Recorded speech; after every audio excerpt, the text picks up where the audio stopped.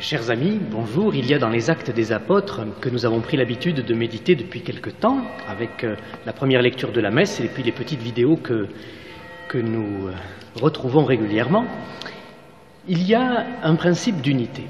La première communauté chrétienne nous est présentée dans pas mal de sommaires de ces actes, ce sont des petits passages assez stéréotypés, comme une communauté extrêmement unie, d'un seul cœur et d'une seule âme. Et finalement, les premiers chrétiens semblent être présentés comme vivants, célébrant l'Eucharistie, partageant, mangeant, bref, cohabitant avec une belle unité. Cette unité pourtant n'est pas une uniformité. Ce n'est pas une espèce de logique corporatiste de bloc où les personnes ne compteraient plus. Bien au contraire.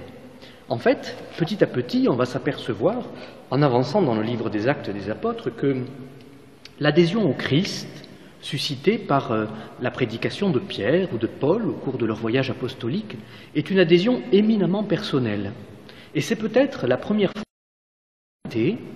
que la foi, l'adhésion au Christ, l'adhésion à la foi, ne sera pas simplement fonction de, finalement, l'identité d'un peuple. Je m'explique.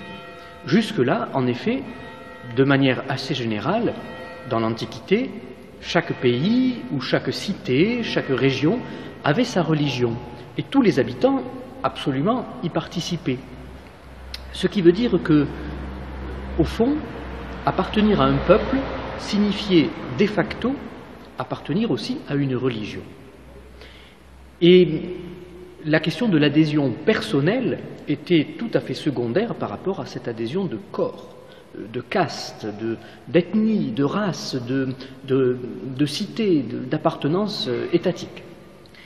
Là, ici, dans les voyages de Pierre et de Paul, on va voir que finalement, lorsqu'ils prêchent à des juifs dans une synagogue ou à des païens ailleurs, il y a parmi ces groupes de personnes des gens qui vont adhérer au Christ et d'autres qui ne vont pas y adhérer.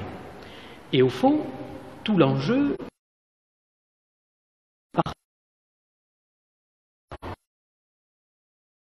conviction, une rencontre personnelle avec Dieu, et que ensuite ça va se déployer dans un corps, mais sans jamais que soit niée la personne pour elle-même. Et chaque personne va compter. Mais là où il ne faut pas se tromper, bien entendu, c'est de ne pas considérer ces personnes comme étant des individus isolés. Sinon, cela voudrait dire que chacun pourrait comme inventer sa propre religion et faire sa petite cuisine. C'est d'ailleurs ce que font beaucoup de nos contemporains.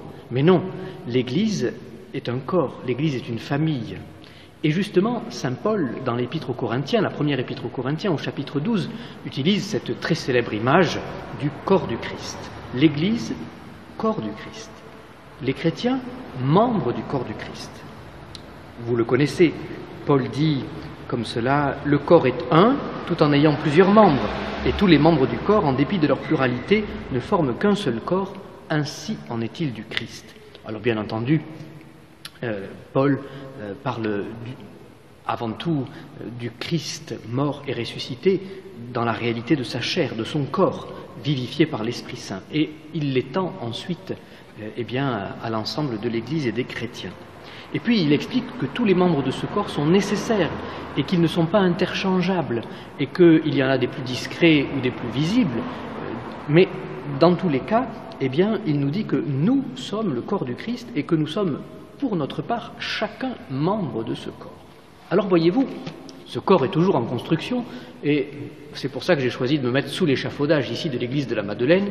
Profitez-en bien parce que normalement, dans quelques semaines, il aura disparu. Et nous n'en sommes pas fâchés. Mais évidemment, notre vie, comme toute vie, et puis notre Église est toujours en construction. Et puis derrière moi, vous l'avez remarqué, il y a, à mon avis, un élément de notre Église qui est très expressif de ce que Paul dit ici, être membre de ce corps. Très expressif aussi de l'unité des actes des apôtres. Et je crois même que l'orgue dans une Église est un symbole de l'Église elle-même, du corps du Christ. Je vais vous y amener. Nous voici, chers amis, au grand orgue de l'église de la Madeleine, Et il me semble en effet que l'orgue est expressif de ce qu'est l'Église elle-même. Comparaison n'est pas raison, mais avec certaines nuances, il nous sera possible de voir que l'orgue nous permet d'entrer un petit peu dans ce mystère de l'Église. En fait, dans une Église, l'orgue nous parle peut-être de nous, de ce que nous sommes comme corps du Christ. Tout d'abord, un orgue est un instrument à vent, c'est-à-dire que sans souffle, il ne produit rien. J'allume donc le moteur qui remplit des soufflets qui, eux-mêmes mis en pression, enverront ensuite l'air au tuyau.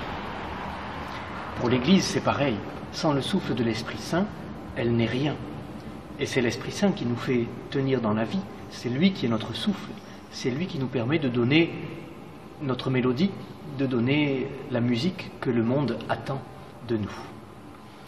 Et puis dans un orgue, ce qui effectivement rejoint vraiment la comparaison de Paul, c'est qu'il y a une multitude de membres, pourrions-nous dire de sonorités ou de tuyaux, il y en a plus de 1500 dans cet orgue ici, qui ont chacune une mission, une fonction, et qui concourent ensemble à une harmonie générale. Dans un orgue, nous trouvons toutes sortes de tuyaux qui peuvent nous faire penser à toutes sortes de personnes, de chrétiens. Au fond, l'orgue est comme un rassemblement, une assemblée de personnes convoquées pour chanter la même mélodie, mais chacun avec sa spécificité. Dans un orgue, il y a ainsi des tuyaux qui sont très graves, qui assurent les basses, qui assurent l'assise. C'est tellement grave que je ne suis pas certain que le son du téléphone puisse le percevoir. D'autres, au contraire, sont très aigus, tout petits. Ils assurent la brillance.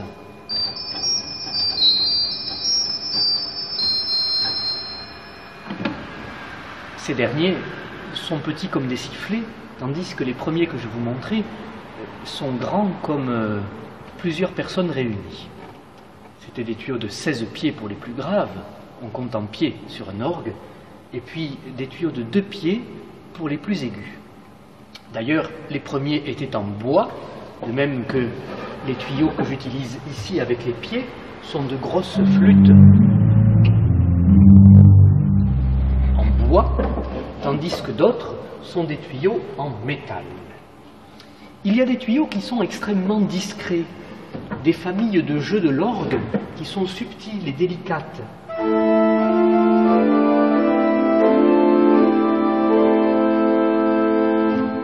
Certains sont plus présents, se font davantage remarquer. Certains, comme certains jeux d'anches, ont une voix très particulière, reconnaissable entre toutes.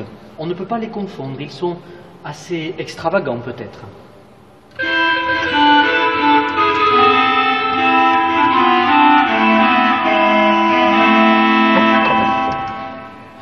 Certains sont un peu chevrotants, ils paraissent fragiles.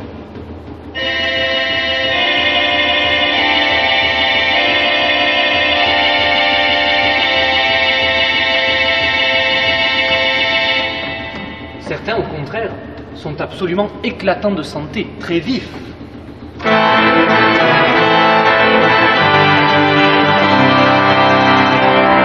Ce sont des trompettes. Et puis, ainsi de suite. Je ne vais pas tout vous présenter. Et puis, il y a aussi des familles de jeux qui vont particulièrement bien ensemble et qui, une fois réunis, donnent une harmonie générale. Par exemple, si nous assemblons ce qu'on appelle les jeux de fond, nous avons là quelque chose de très beau, toute une assise de l'orgue qui est elle aussi assez expressive.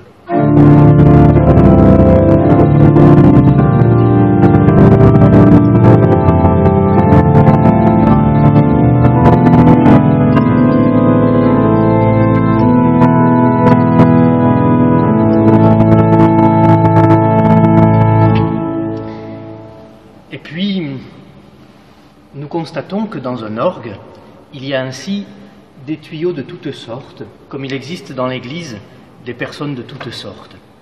Il y a dans un orgue des tuyaux qui sont apparents. En fait, il y en a très peu. Les seuls tuyaux apparents de l'orgue, de tout cet ensemble de jeux que j'ai ici, vous en voyez un côté, vous ne voyez pas vraiment l'autre, eh bien, tous se trouvent à l'intérieur de la boîte que l'on appelle le buffet. En fait, les seuls tuyaux de l'orgue que vous voyez sont parfois des tuyaux qui ne fonctionnent pas. On les appelle, avec humour, des chanoines. Mais ici, sur l'orgue de la Madeleine à Martigues, tous les tuyaux, même ceux qui sont en façade, fonctionnent. Il n'y a aucun tuyau qui n'ait un rôle de représentation. Mais les seuls qui soient visibles, c'est une sonorité qui s'appelle la montre, précisément parce qu'elle se montre. Elle donne cette sonorité ici.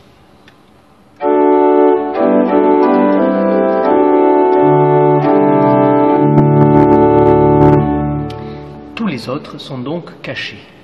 Là aussi, il me semble que ça nous dit quelque chose de l'Église, où ce ne sont pas forcément les membres les plus visibles qui sont les plus actifs, pas toujours, et où il y a une foule de personnes qui, dans la discrétion, dans l'humilité, dans l'ombre, vivent leur foi, témoignent, sont charitables, espèrent, etc. Voilà encore donc eh bien, quelque chose qui peut nous faire penser à ce qu'est l'Église.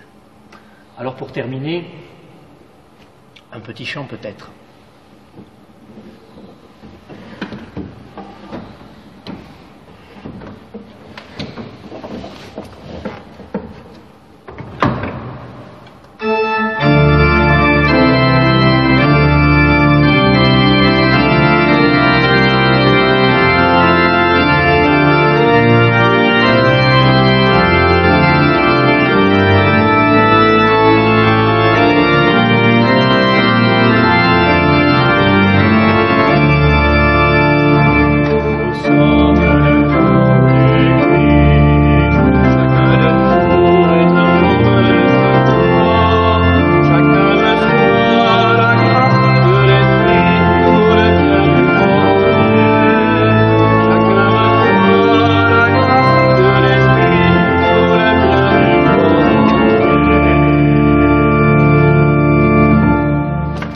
Voilà, vous y penserez désormais quand vous entendrez l'orgue, cet instrument qui en fait nous parle de nous en nous chantant la gloire de Dieu. Et puis, vous l'aurez constaté aussi, avec sa multiplicité de sons, avec toute la palette sonore dont l'orgue est capable, il est évident que l'Église le privilégie d'une manière indubitable dans la célébration de sa liturgie, parce que l'orgue est ainsi capable d'exprimer et d'accompagner absolument tous les sentiments de l'âme humaine devant le Seigneur. Et que rien que nous puissions expérimenter, que nous puissions vivre, ne peut être dit grâce à cet instrument magnifique qui permet également d'improviser, c'est-à-dire de coller au plus près de ce qu'une assemblée est en train de vivre en célébrant son Seigneur. Et puis enfin, il est important de préciser que l'orgue, quand il est dans une église et qu'il sert donc à la gloire de Dieu et à la prière des hommes, l'orgue est béni dans une célébration où le célébrant, en général l'évêque, s'adresse directement à lui, comme presque une personne. Orgue, instrument sacré, éveille-toi, toi qui chantes, etc., etc. Et à cette reprise, ainsi, l'orgue est interpellé comme étant une personne, peut-être un membre du corps du Christ. En tout cas, il est intéressant de noter que dans la liturgie française du XVIIe siècle, par exemple, on faisait alterner, dans la tradition du plein chant, l'orgue avec un petit chœur de solistes qui chantaient les versets de certains textes liturgiques de la messe, par exemple le Gloria, le Credo, etc. Et en fait, l'orgue avait la fonction de représenter le peuple de Dieu, de chanter à sa place, pourrait-on dire, et ainsi il était un acteur liturgique à part entière, répondant vraiment au Christ, à l'Assemblée, etc. c'est ainsi que l'orgue est capable d'exprimer dans toute la diversité et la multiplicité de ses sonorités, de ses tuyaux, de ses époques aussi selon lesquelles il a été construit, tout ce que nous pouvons vouloir dire à Dieu et peut-être tout ce que Dieu peut vouloir aussi nous dire. Aiguisons ainsi notre écoute et notre sensibilité, notre acuité à ce que l'orgue est capable ainsi de nous aider dans notre prière et de nous dire de la gloire de Dieu et du salut du monde.